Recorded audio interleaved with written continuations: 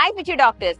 NEET exam ഹോളിലേക്ക് നമ്മൾ കടന്നു ചെല്ലുമ്പോൾ എന്തൊക്കെ അനുഭവങ്ങളാണ് നമ്മൾക്ക് അവിടെ ഉണ്ടാവാൻ പോകുന്നത്? നമ്മൾ ഫേസ് ചെയ്യാൻ പോകുന്ന ചില ചലഞ്ചസ് ഉണ്ടാകും, നമ്മൾ അവോയ്ഡ് ചെയ്യേണ്ട ചില മിസ്റ്റേക്സ് ഉണ്ടാകും. അത് എന്തൊക്കെയാന്നുള്ളത് ഒരു റിയൽ ടൈം എക്സ്പീരിയൻസ് ആയി നമുക്ക് നോക്കി കണ്ടു മനസ്സിലാക്കാം. അപ്പോൾ എക്സാം തുടങ്ങാനുള്ള സമയമായി. എല്ലാ ആസ്പിരൻസിനെയും കറക്റ്റ് സമയത്ത് തന്നെ ഗേറ്റ് തുറന്ന് ഉള്ളിലേക്ക് കടത്തി വിട്ടിട്ടുണ്ട്. അപ്പൊ എക്സാം ഹാളിൽ കറക്റ്റ് ടൈമിൽ എത്തുക എന്നുള്ളത് വളരെ വളരെ ഇമ്പോർട്ടന്റ് ആയിട്ടുള്ള ഒരു കാര്യമാണ്. നിക്ക് എന്താ ഇത്ര ലേറ്റ് ആയത്? സമയം പോയല്ലോ. ഓക്കെ, എന്നാ വേഗം പോയിക്കോളൂ. അല്ല, ഇത് മാനേജർ സെന്റർ അല്ലേ? ഇത് എരഞ്ഞിപ്പാലം അല്ലേ? യെസ്, അഡ്മിറ്റ് കാർഡിൽ നോക്കൂ ഏതാ കറക്റ്റ് സെന്റർ എന്ന്. വേഗം പോയിക്കോളൂ, സമയം വേസ്റ്റ് ചെയ്യല്ലേ. ഈ ഒരു മിസ്റ്റേക്ക് നിങ്ങൾ എല്ലാവരും അവോയ്ഡ് ചെയ്യാൻ വേണ്ടി ശ്രമിക്കുക. കാരണം എക്സാം ഹാളിൽ കൃത്യസമയത്ത് നമ്മൾ എത്തിച്ചേരുക എന്നുള്ളത് നമ്മുടെ റെസ്പോൺസിബിലിറ്റി ആണ്. ഇപ്പൊ 1:30 മുമ്പായിട്ട് തന്നെ റിപ്പോർട്ട് ചെയ്യാൻ ശ്രമിക്കുക. കസ്റ്റമറി ഡ്രസ് ഇട്ട് വരുന്നവർക്ക് 12:30 റിപ്പോർട്ട് ചെയ്യണം. അപ്പൊ നിങ്ങൾ നേരത്തെ തന്നെ എക്സാം ഹാളിൽ എത്തുക. പിന്നെ നിങ്ങളുടെ എക്സാം സെന്റർ അഡ്മിറ്റ് കാർഡ് കിട്ടിക്കഴിയുമ്പോൾ നമുക്ക് എക്സാം സെന്റർ എല്ലാം അറിയാൻ പറ്റും. അപ്പൊ എക്സാം സെന്ററും വീട് തമ്മിലുള്ള ഡിസ്റ്റൻസ് നോക്കി കറക്റ്റ് ആയിട്ട് എത്തിപ്പെടേണ്ട സമയമൊക്കെ കാൽക്കുലേറ്റ് ചെയ്ത് സമയത്തിന് തന്നെ എത്താൻ നോക്കുക. കാരണം ഈ ഒരു കാരണം കൊണ്ട് എക്സാം എഴുതാനുള്ള ഓപ്പർച്യൂണിറ്റി മിസ്സായ ഒരുപാട് കുട്ടികളുണ്ട്. എല്ലാ വർഷവും നമ്മൾ ഇത് ന്യൂസിൽ കേൾക്കുന്നതാണ്. ആ അവസ്ഥ നിങ്ങൾക്ക് വരാതിരിക്കട്ടെ.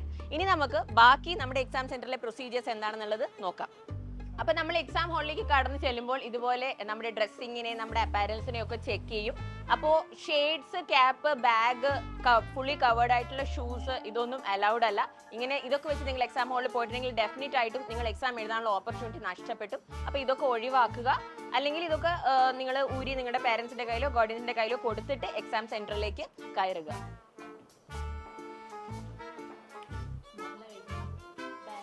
അപ്പോൾ ഗേൾസിന് ഡിറ്റക്ഷൻ നടക്കുക ഒരു സെപ്പറേറ്റ് ആയിട്ട് ഒരു റൂമിലായിരിക്കും. അവിടെയുള്ള ഇൻസ്ട്രക്ടർ നിങ്ങളോട് പറഞ്ഞു തരും എന്തൊക്കെ അലൗഡ് ആണ്, എന്തൊക്കെ അലൗഡ് അല്ല എന്നുള്ളത്. ഈ സ്റ്റുഡന്റ് ഇട്ടതുപോലെ മെറ്റലിന്റെ ജ്വല്ലറീസ് ഒന്നും അലൗഡ് അല്ല. അതുപോലെ തന്നെ സിമ്പിൾ ആയിട്ടുള്ള ഹാഫ് സ്ലീവ്സ് കോസ്റ്റ്യൂമിൽ പോവുക. ആൻഡ് വാച്ചസ് ഒന്നും അലൗഡ് അല്ല. ഹെവി ജ്വല്ലറി അവോയ്ഡ് ചെയ്യുക. ഇനി നിങ്ങൾ നമ്മുടെ മഫ്ത അല്ലെങ്കിൽ തട്ടൊക്കെ ഇട്ടിട്ട് പോകുന്നവരാണെങ്കിൽ ചിലർ അതിൽ പിൻസ് യൂസ് ചെയ്യാറുണ്ട്. ആ പിന്ന് റിമൂവ് ചെയ്ത് വെക്കാൻ എക്സാം ഹോളിൽ പറയാറുണ്ട്. ജീൻസ് അലൗഡ് അല്ല, മെറ്റൽ ബട്ടൺസ് ഉള്ളത് കൊണ്ട് തന്നെ. പിന്നെ റിങ്സ്, അതുപോലെ ഫുള്ളി കവർ ചെയ്യുന്ന ഷൂസ്, ഇതൊക്കെ അവോയ്ഡ് ചെയ്തിട്ട് നിങ്ങൾ എക്സാം ഹാളിലേക്ക് പോവുക.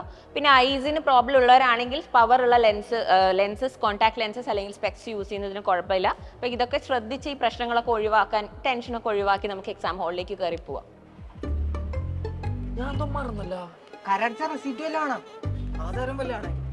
എടാ +2 സർട്ടിഫിക്കറ്റ് ആണ്. നീ ഇതൊന്നും എടുത്തില്ലേ?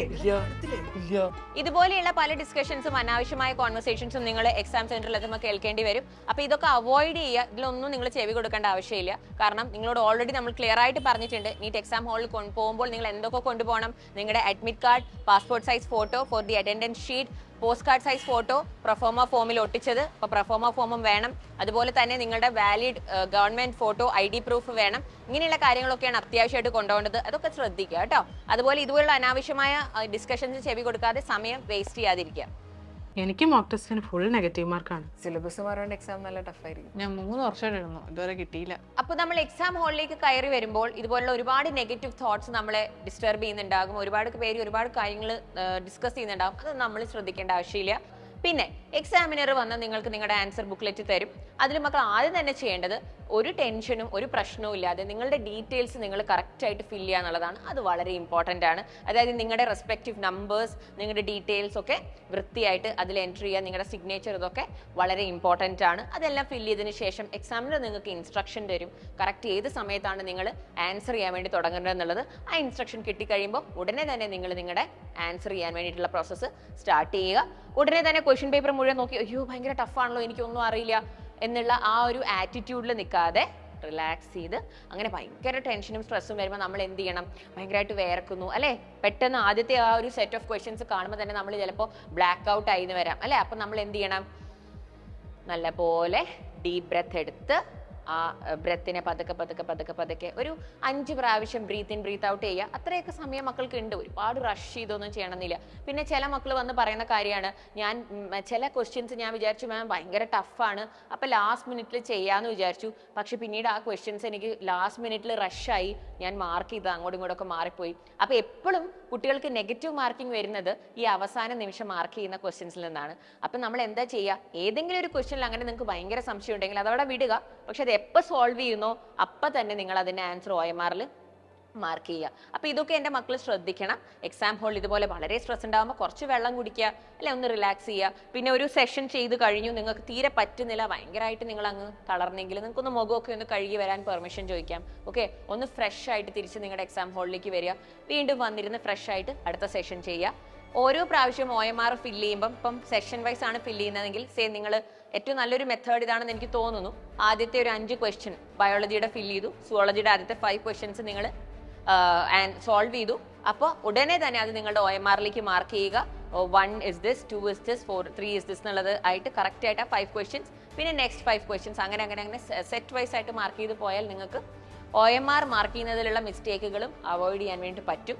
അപ്പോൾ ഇതൊക്കെ ഒന്ന് ശ്രദ്ധിക്കുക, റിലാക്സ്ഡ് ആയിട്ട് ഹാപ്പി ആയിട്ട് പോവുക. ഇനി എനിക്ക് പറയാനുള്ള ഒരേ ഒരു കാര്യം, പെട്ടെന്ന് ചിലർക്ക് ഈ മൈഗ്രെയിൻസ് ഒക്കെയുള്ള മക്കൾക്ക് ഇത് ഷൂട്ട് ചെയ്യും. ഓക്കെ, നിങ്ങളുടെ ഹെഡ് ഏക്സ് ഷൂട്ട് ചെയ്യാം. ഓക്കെ, അങ്ങനെയുള്ള പ്രശ്നങ്ങൾ വരാം. ഗേൾസിന് ചിലപ്പോൾ തോന്നാം ഇനി എനിക്ക് പീരിയഡ്സ് ആയോ, വയറുവേദന, അങ്ങനെ പല പ്രശ്നങ്ങൾ വരാം. ഇങ്ങനെയുള്ള സ്ട്രെസ്ഫുൾ സിറ്റുവേഷൻസ് വരുമ്പോൾ അഗെയിൻ കണ്ണടയ്ക്കുക, ഡീപ് ബ്രീത്തിങ് ചെയ്തു നോക്കുക. ഓക്കെ, അതുകൊണ്ട് ഓക്കെ ആയില്ലെങ്കിൽ നമ്മുടെ 2 ഫിംഗേഴ്സിൻ്റെ ഇടയ്ക്കുള്ള ഈ പോയിന്റിൽ നമുക്ക് ജസ്റ്റ് ഇങ്ങനെ ഒന്ന് മസാജ് ചെയ്ത് കൊടുത്താൽ കുറച്ചൊക്കെ നമുക്ക് ആശ്വാസം കിട്ടും. ഇങ്ങനെയുള്ള ചെറിയ ചെറിയ കാര്യങ്ങൾ ശ്രദ്ധിക്കുക. ഓക്കെ, ഒട്ടും ടെൻഷൻ അടിക്കാതെ റിലാക്സ്ഡ് ആയി കോൺഫിഡൻ്റ് ആയി നെഗറ്റീവ് തോട്ട്സിനെ ഒന്നും കേൾക്കാതെ മക്കൾ നിങ്ങളുടെ എക്സാം എഴുതി കോൺഫിഡൻ്റ് ആയി പുറത്തേക്ക് വരിക.